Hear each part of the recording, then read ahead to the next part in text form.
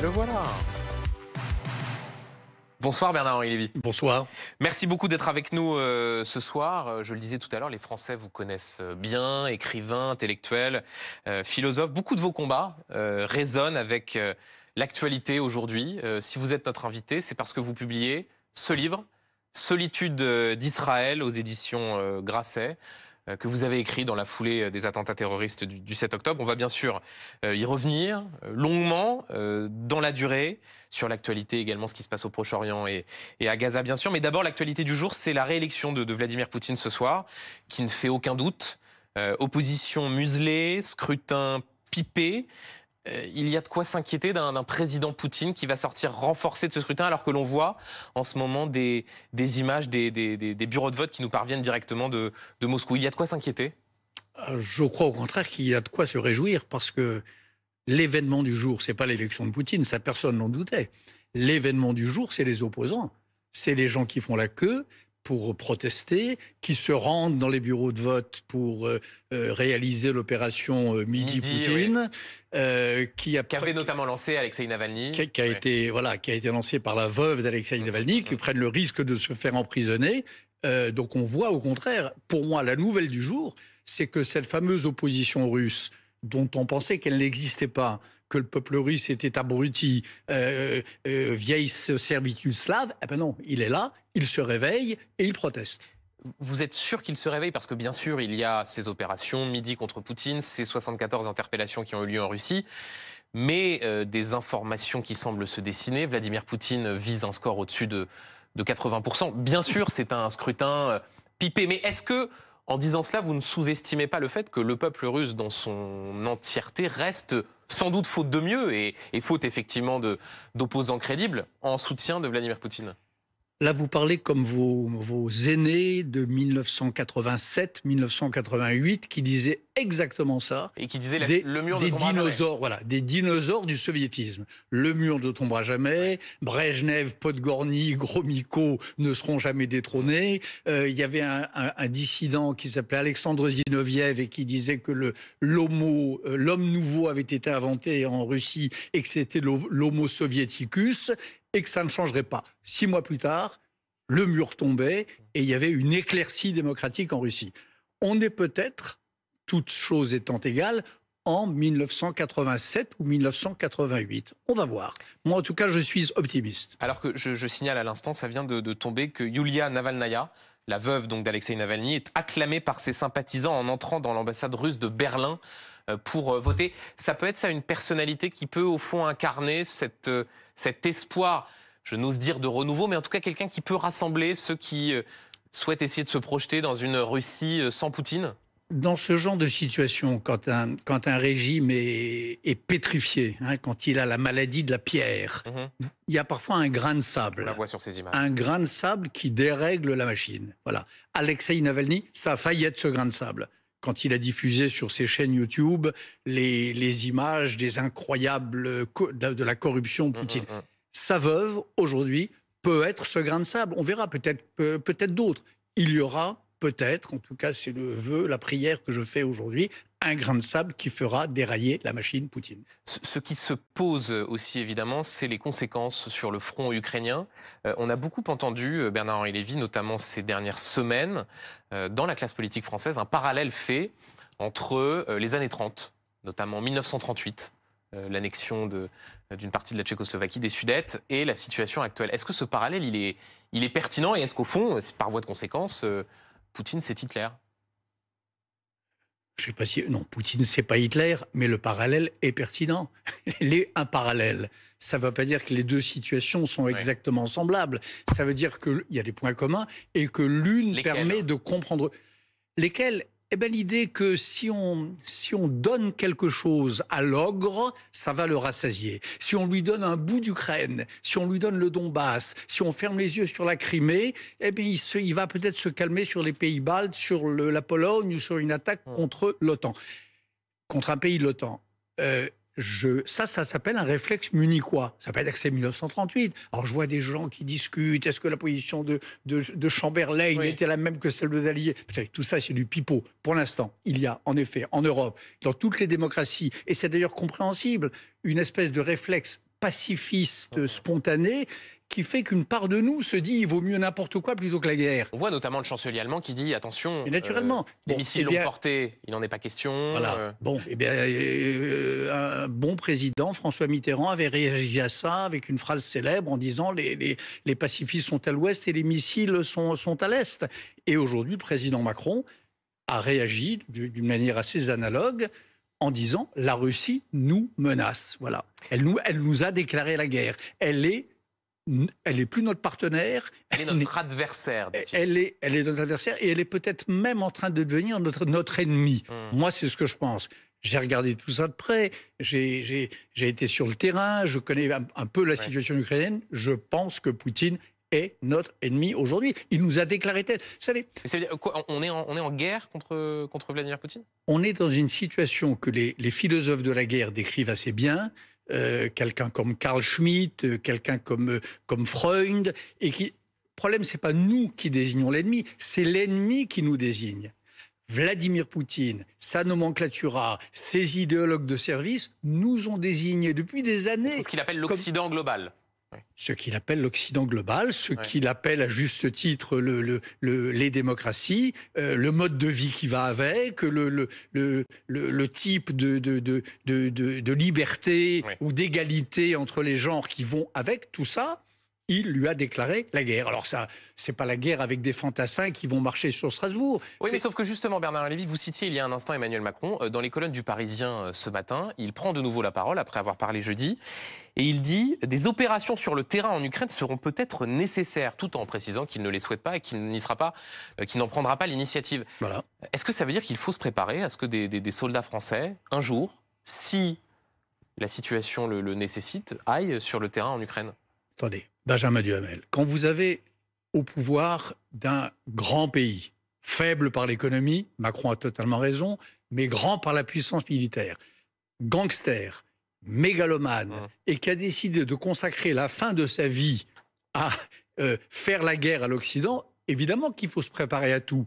Il faut se préparer à des cyberattaques qui demain paralyseront nos hôpitaux. Il faut se préparer à une déstabilisation de nos élections. Et il faut se préparer à des menées peut-être plus directement bellicistes. Mais vous entendez les critiques d'une partie notamment de la gauche qui dit attention, ce sont des discours va-t-en-guerre. J'ai même entendu un géopolitologue dire voilà, moi je veux pas mourir pour le Donbass. Faisant référence d'ailleurs à l'éditorial de Marcel Déat, Mourir pour Danzig. Le pauvre, voilà. Et en plus, c'était Pascal Boniface, pour ne pas le en citer. plus, il est peut-être, je ne sais pas qui c'est, mais il est peut-être ignorant ou en tout cas un peu sot, parce qu'évidemment, s'il a vraiment dit je veux pas mourir pour le Donbass, comment voulez-vous que dans l'inconscient français ça ne résonne pas avec on ne va pas mourir pour Danzig? Évidemment. Alors c'est pas, il n'est pas Marcel Déat, mais c'est le même type de raisonnement, bien sûr. Mais quand la gauche, vous êtes un homme de gauche, vous avez même écrit, on y reviendra tout à l'heure, ce livre, Ce grand cadavre à la renverse. Qu'est-ce que vous vous dites quand vous voyez une partie de la gauche, encore ce midi, c'était hier, Jean-Luc Mélenchon, le leader de la France Insoumise, qui dit l'Europe de la paix, c'est devenu l'Europe de la guerre, en s'en prenant directement à ce qu'a pu dire Emmanuel Macron? Ça fait longtemps que Jean-Luc Mélenchon est perdu pour la République. Je veux dire, cet homme qui a fondé un parti qui s'appelle les Insoumis et qui est littéralement soumis à tous les dictateurs de la planète. Dès qu'il y a un dictateur, il lui fait sa révérence, il lui fait sa génuflexion. Alors il dit, je ne veux pas faire ma génuflexion au CRIF, ça c'est son grand truc, ce que personne ne lui a demandé. En revanche, génuflexion au dictateur vénézuélien, génuflexion devant le boucher Bachar el-Assad, génuflexion devant Poutine au début, en tout cas, de la guerre en Ukraine. Maintenant, il est un peu plus prudent. Ça, il ne s'en prive pas. Donc ça, pour moi, c'est pas la gauche. Son parti s'est opposé à l'accord bilatéral entre la France et l'Ukraine. Donc ça, pour moi, c'est pas la gauche. Voilà, quelqu'un qui s'incline devant la force, quelqu'un qui s'incline devant les impérialismes d'aujourd'hui, quelqu'un qui ferme les yeux sur le massacre des Ouïghours, quelqu'un qui ferme les yeux sur la mainmise sur le Tibet, tout ça, c'est pas la gauche. Voilà. Un tout dernier mot, Bernard Lévy, avant d'aborder votre livre. On dit souvent que vous parlez à l'oreille des présidents. Est-ce que, en ce moment, sur ce qui se passe en Ukraine, vous donnez des conseils à Emmanuel Macron? Est-ce que vous vous en entretenez avec lui? Moi, je parle à Benjamin Duhamel et je parle aux Oui, auditeurs alors, et aux je suis pas spectateurs sûr de d'avoir la Benjamin même Duhamel. influence et le même pouvoir que le président de la République. Je suis même à peu près sûr que non. C'est à vous que je parle aujourd'hui et à vos spectateurs. Et je vous dis que le président de la République a été formidable dans ces derniers jours en nous signifiant qu'il avait enfin pris conscience du fait qu'il n'y avait pas en ce moment de compromis possible avec Poutine. Il n'aura Après peut-être avoir dit sans doute l'inverse quand il disait qu'il ne fallait pas humilier mais la Russie il y a 2 ans. c'est parce qu'il le croyait, Ouais. parce qu'il a. C'est ça la diplomatie, c'est ça la politique. Il y a un moment où vous comprenez que pour un temps, Mm. l'opposition est irrémédiable. Dans ce cas-là, vous arrêtez de perdre votre temps à téléphoner et à vous affaiblir. Vous marquez votre force, ce que le président Macron a fait, et il a pleinement raison.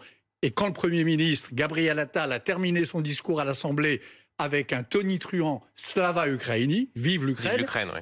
j'ai été extrêmement fier d'être français à ce moment-là. Et juste avant de passer au prochain, je signale à ceux qui nous regardent ces images de Yulia Navalnaya, la veuve d'Alexei Navalny, se rendant donc à l'ambassade de Russie en Allemagne, à Berlin, pour voter. Elle est donc acclamée. On va voir ces images dans un instant. Les voici, Yulia Navalnaya, la veuve d'Alexei Navalny. De l'Ukraine au Proche-Orient, Bernard-Henri Lévy, Solitude d'Israël, votre livre, écrit dans la foulée, je le disais, des attentats terroristes du 7 octobre. Le mal pur, à visage découvert, gratuit, insensé, un mal radical, un événement avec un E majuscule, écrivez-vous, semblable au 11 septembre, mais aussi à l'invasion de l'Ukraine par la Russie. C'est quoi le point commun entre tous ces événements et en quoi les pogroms du 7 octobre sont-ils, selon vous, un point de bascule? Point commun, il y en a déjà un ou deux, c'est Poutine et l'Iran, hein, qui sont le Hamas est une marionnette entre les mains de l'Iran et probablement, enfin on le sait maintenant, entre les mains de Poutine. Le Kremlin a reçu des assassins du Hamas juste avant le 7 octobre et il les a reçus après. Ça, c'est déjà un point commun. Et puis le point commun, c'est que vous avez là une sorte d'international autoritaire, totalitaire ou barbare qui fonctionne de conserve. Donc pour moi, l'Ukraine et Israël, c'est le même combat. C'est intéressant parce que certains ont vu dans ce qui s'est passé le 7 octobre une guerre de civilisation. Vous répondez à cette question et vous dites oui, c'est une guerre de civilisation, mais pas la civilisation qu'on pense. C'est-à-dire, c'est pas l'Occident contre le Sud global, c'est pas une religion contre une autre. Non, c'est la liberté contre la tyrannie. Oui, la liberté partout contre la tyrannie partout, bien sûr. Et ça, c'est deux civilisations, c'est deux manières d'appréhender le monde. Et des femmes et des hommes libres, il y en a en Russie, il y en a en Iran, et ô combien, des femmes qui payent de leur vie leur cri de liberté. Il y en a chez les Palestiniens qui n'en peuvent plus de la dictature du Hamas, qui sont de plus en plus nombreux à essayer de dire que le Hamas les a avec une cruauté et un sadisme ahurissant précipités dans une impasse. Donc il y a des hommes libres partout. Et puis il y a des amoureux de la tyrannie partout aussi. Les gens qui aujourd'hui font l'éloge du Hamas en Occident, les gens qui nous disent que le Hamas est un mouvement de résistance, les gens comme cette papesse du wokisme, Madame Judith Butler, déclarent à Pantin et s'apprêtait à déclarer à l'école normale supérieure avant que des anciens élèves n'obtiennent de l'école que sa conférence soit annulée. Cette dame qui dit que le combat du Hamas est un combat légitime, que c'est un combat pour la dignité. Mais cette femme-là, qu'est-ce que c'est? Que c'est de la résistance armée. Résistance armée. Ouais. Eh bien, cette dame, elle fait partie du clan de ceux qui haïssent la liberté et qui se rangent du côté de la tyrannie. Donc c'est vrai que ces deux civilisations, alors elles ne sont pas géographiques, c'est des civilisations selon l'esprit, des civilisations selon l'idée. Je voudrais qu'on s'arrête sur ce titre. Solitude d'Israël. L'État hébreu est aujourd'hui de plus en plus isolé compte tenu de la situation à Gaza. Même aux États-Unis, le président Biden se raidit face au plan de Benjamin Netanyahou, le Premier ministre israélien, en vue d'une offensive à Rafah dans le sud de Gaza. Cet isolement, il est, selon vous, totalement injustifié. C'est ce que vous dites dans votre livre. Vous dites au fond, c'est parce que c'est Israël. Si c'était un autre pays, les autres pays du monde ne réagiraient pas de la même manière. Est-ce que ce n'est pas aussi, en partie, la responsabilité du gouvernement de Benjamin Netanyahou? Il faut regarder les choses comme elles sont. Quand quand ce sont les Irakiens, les Kurdes et les Français qui menaient une guerre de même sorte à Mossoul, il y avait une coalition. Elle était nombreuse, il y avait beaucoup de pays qui étaient dans cette coalition et personne ne songeait à dire arrêtez-vous, faites la paix avec le califat islamiste, signez un traité avec Daesh. Ça n'existait pas. 20 ans plus tôt, en 2001, il y avait une vraie coalition pour attaquer l'Afghanistan qui était à l'époque sous la férule des talibans. Donc, en général, face à un événement de ce genre, il y a du monde. Là, Israël est seul. Et non seulement il est seul, mais il est attaqué, menacé, sermonné, on lui fait des ultimatums. Donc, bien sûr qu'il y a une solitude, moi, qui me désole, qui me brise le cœur, qui est injuste. Oui, mais Bernard Lévy, j'ai lu dans ce livre, mais aussi dans une interview que vous donnez aux Parisiens ce matin, cet argument, en expliquant quand la France frappait Mossoul, Raqqa pour se débarrasser de l'État islamique, personne ne demandait un cessez-le-feu. Oui, bien sûr. Est-ce qu'on peut vraiment comparer les situations en termes de victimes civiles, en termes aussi de situation à Gaza, telle qu'elle est aujourd'hui, où il y a un risque de famine, où, bien sûr, vous allez me dire, ce sont les chiffres du Hamas. Plus de 30 000 victimes depuis le début de la guerre. Est-ce que... Vous n'en savez rien. 30 000 victimes, en effet, c'est le chiffre du Hamas. On verra. Vous savez, le Hamas, dans une précédente l'ONU guerre... dit plus d'enfants morts en 4 mois qu'en 4 ans de conflit dans le monde. Le Hamas, en 2009, la première guerre de Gaza, avait dit qu'il n'avait eu que 47 ou 57 combattants morts. Un an plus tard, ils admettaient qu'ils en avaient 700 ou 800. Donc les chiffres de Hamas sont systématiquement faux, d'abord. Deuxièmement, pardonnez-moi, c'est horrible. En plus, j'ai même pas envie de parler des chiffres parce qu'il y en aurait que 10 000. Parce que par exemple, il n'y a pas que les chiffres, il y a aussi la réalité qu'on voit sur le terrain de risque de famine, d'aide humanitaire qui n'arrive pas suffisamment. C'est en ça que on se pose la question de savoir si ce parallèle avec Mossoul et Raqqa est vraiment... Mais oui, je crois qu'il est pertinent et pertinent au bénéfice d'Israël.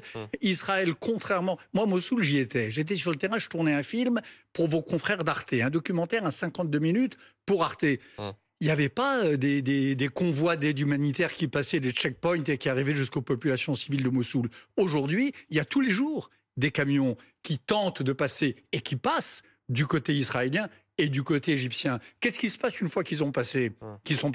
Ils sont bloqués par le Hamas, ils sont pillés par le Hamas, leurs marchandises sont pour une part revendues sur les marchés du Hamas, et quand ils arrivent à passer, ils sont attaqués par des pauvres gens, des damnés de... Ben oui, et on a vu ce qui s'est passé avec ce convoi, des tirs...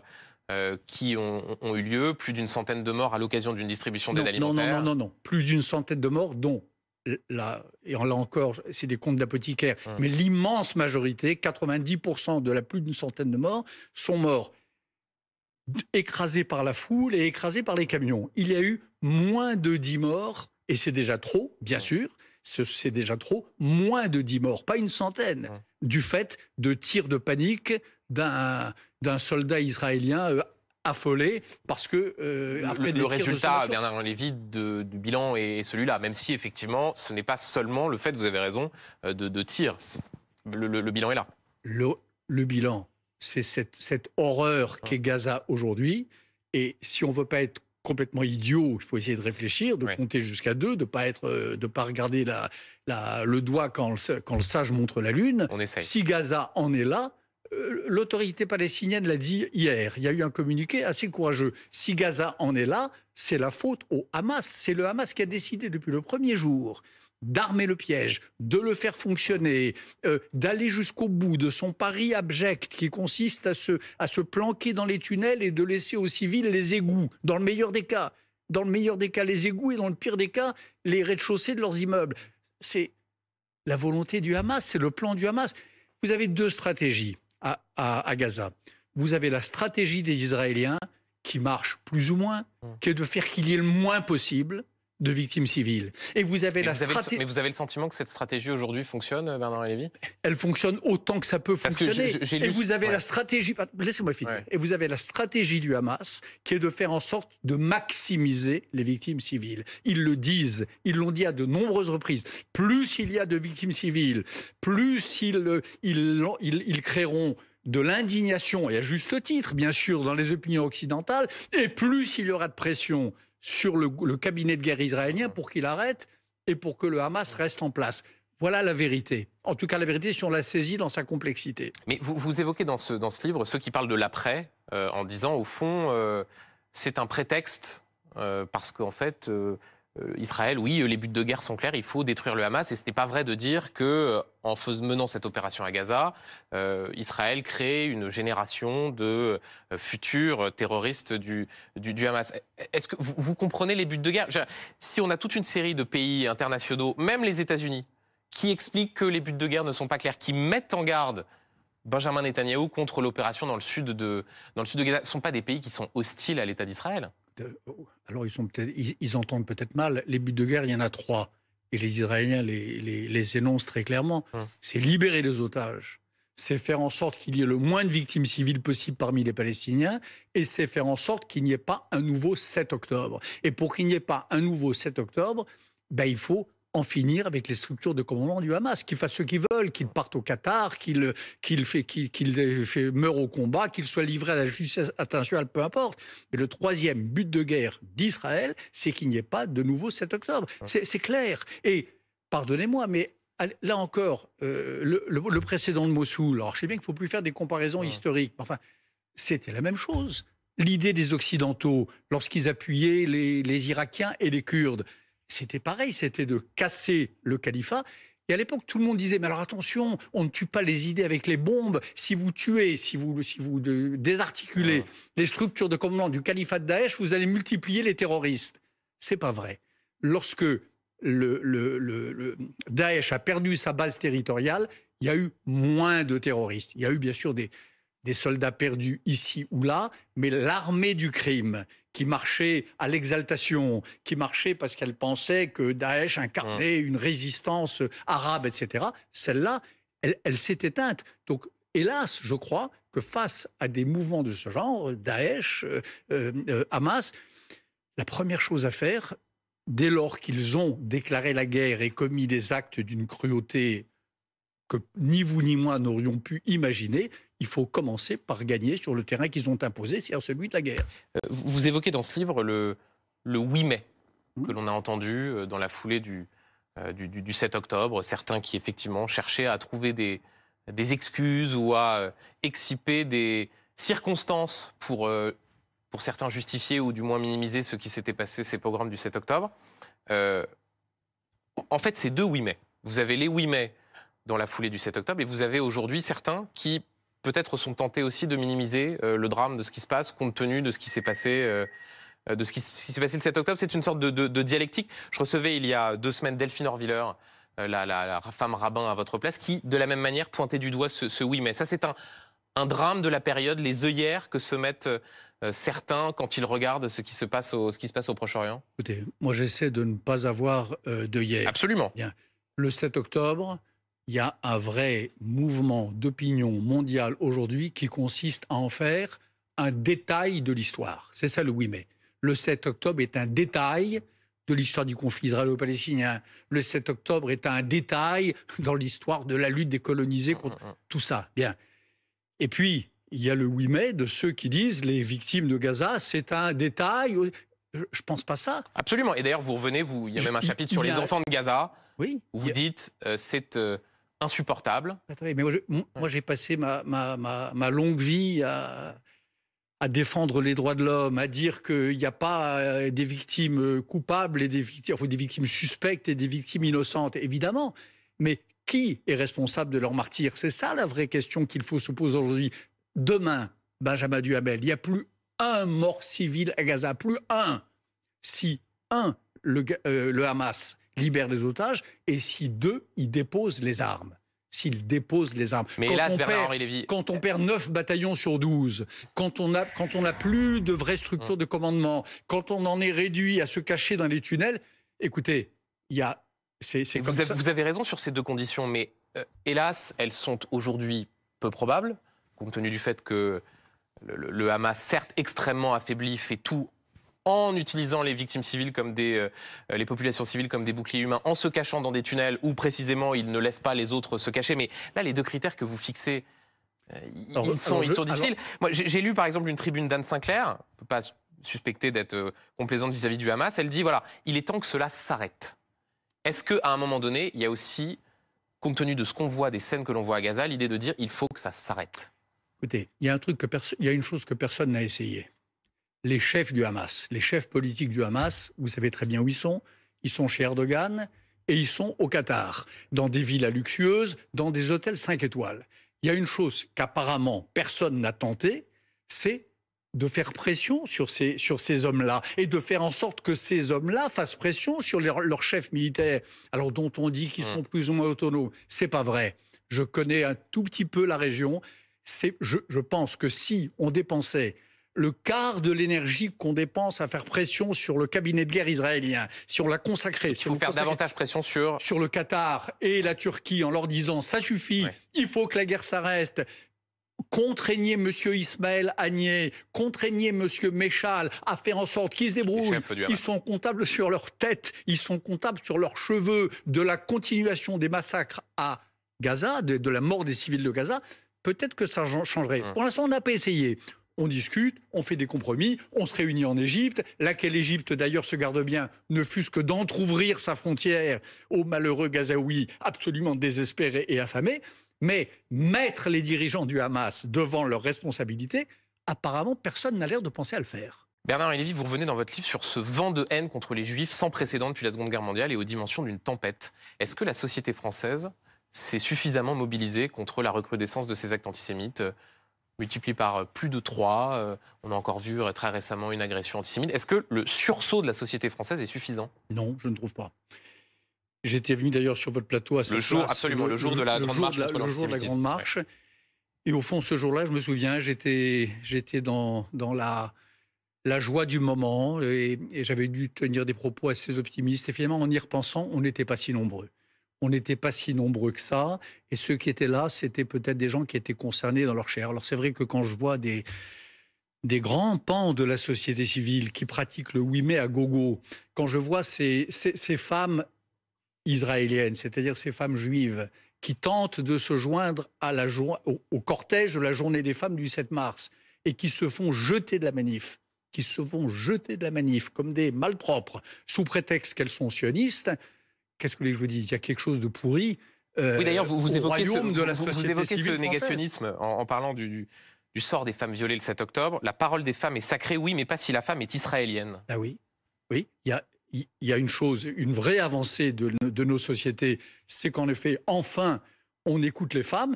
Mais quand c'est une femme israélienne, quand sa parole est relayée par le New York Times, etc., on dit « Ah, mais attention, mais il faut voir, il faut analyser, on n'a pas de preuves. » On n'a pas de témoignage direct. Tu parles, la plupart, il n'y a pas de témoignage direct. Elles sont mortes. Elles sont mortes parce qu'on ne s'est pas contenté de les violer, qu'on les a flinguées pendant qu'on les violait, qu'on les a éventrées pendant qu'on les violait, qu'on leur a cassé les os du pubis après les avoir violées. Alors évidemment, elles ne sont plus là pour témoigner. Ça, c'est vrai.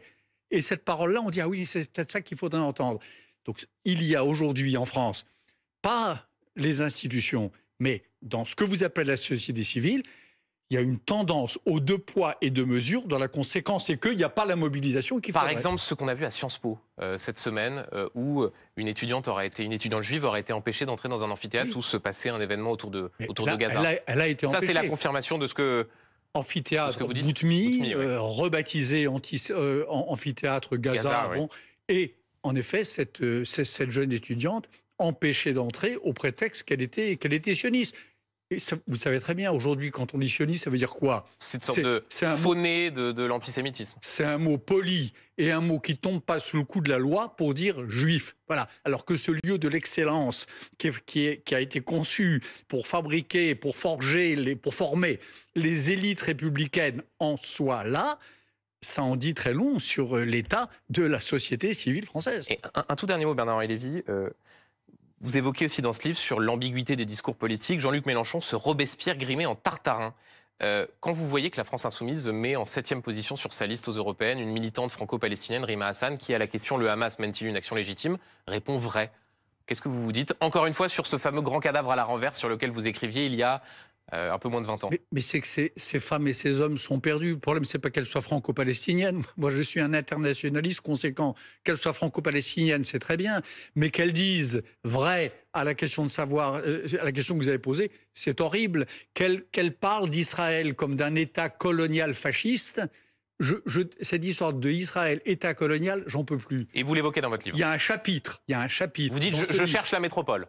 Il y a un chapitre dans ce livre qui, j'espère, règle son compte, règle le dossier, ferme le dossier sur cette histoire d'Israël, État colonial. Si M. Mélenchon est assez ignorant ou aussi aveuglé par la haine pour ne pas l'avoir entendu, tant pis pour lui, ciao, Pantin, t'es perdu. Voilà ce que j'ai envie de dire à Mélenchon, tu es perdu.